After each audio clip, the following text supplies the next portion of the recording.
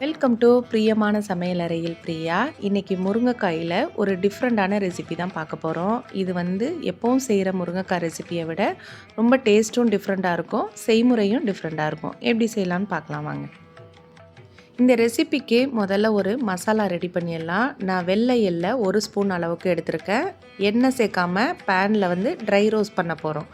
1/2 spoon அளவுக்கு சீரகம் சேர்த்துருக்கேன். அடுப்பை சிம்லேயே வச்சுக்கோங்க கருகாமல் இருக்கிறதுக்காக. ஒரு 4 to 5 ஸ்பூன் அளவுக்கு தேங்காய் துருவல் சேர்த்துருக்கேன். இது எல்லாத்தையும் நல்லா சிம்லேயே வச்சு நல்லா ரோஸ்ட் பண்ணிக்கோங்க. கலர்லாம் மாறணுங்கிற அவசியம் இல்லை. எள்ளு பொரிய விட்டதுக்கு பிறகு தேங்காயும் சீரகத்தையும் சேர்த்து நல்லா சிம்லேயே ரோஸ்ட் பண்ணி தனியாக எடுத்து வச்சுக்கிறோம்.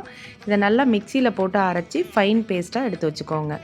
இந்த ரெசிபி செய்கிறதுக்கு கடலெண்ணெயில் செஞ்சிங்கன்னா ரொம்ப நல்லாயிருக்கும். நான் கொஞ்சமாக கடலெண்ணெய் சேர்த்துருக்கேன். அடுத்தது கொஞ்சம் கடுகு போட்டிருக்கோம். பெரிய வெங்காயத்தை நல்லா பொடியாக கட் பண்ணிவிட்டு இது மாதிரி சேர்த்துக்கோங்க. ஒரு தக்காளியை கட் பண்ணிவிட்டு சேர்த்துருக்கோம். கொஞ்சம் போல் கருவேப்பிலை. இது எல்லாத்தையும் நல்லா சிம்லேயே வச்சு வதக்கி கொடுங்க. நல்லா மசிய வெந்ததுக்கு பிறகு அந்த வெங்காயமும் தக்காளியும், அதுக்கு பிறகு நம்ம 2 ஸ்பூன் அளவுக்கு குழம்பு மிளகாய் தூள் எடுத்துருக்கோம். அதையும் இதோட சேர்த்து பச்சை வாசனை போகிறதுக்காக கொஞ்சம் நேரம் வதக்கி கொடுத்துக்கலாம். தண்ணி சேர்க்கணுன்னு அவசியம் இல்லை. இந்த வெங்காயம் தக்காளியோடையே இந்த குழம்பு மிளகாய் தூள் சேர்த்து வதக்கினா போதும்.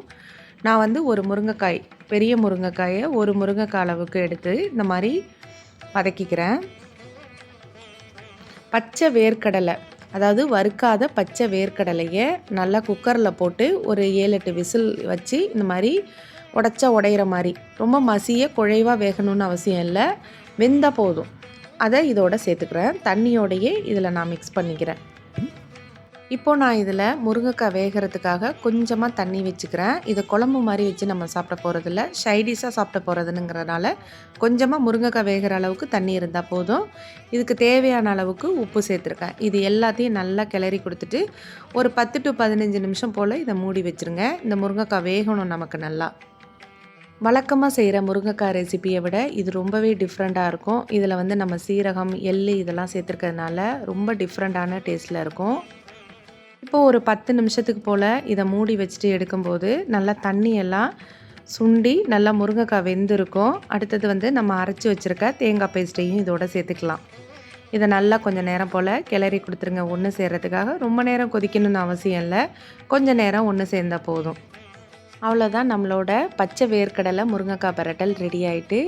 இது சாதத்துக்கு சைடிஷாக சாப்பிட்லாம். அதாவது தயிர் சாதம், சாம்பார் சாதம் இதுக்கும் ரொம்ப நல்லாயிருக்கும். ரசத்துக்கு இதுக்கெல்லாம் நல்லாயிருக்கும். லெமன் ரைஸ் கூட சைடிஷாக சாப்பிட்றதுக்கு ரொம்ப நல்லாயிருக்கும். சப்பாத்தி, தோசை இதுக்கும் நல்லாயிருக்கும். இந்த மாதிரி ரெசிபீஸ்லாம் வேணும்னா தொடர்ந்து பிரியமான சமையலறையை ஃபாலோ பண்ணிகிட்டே வாங்க.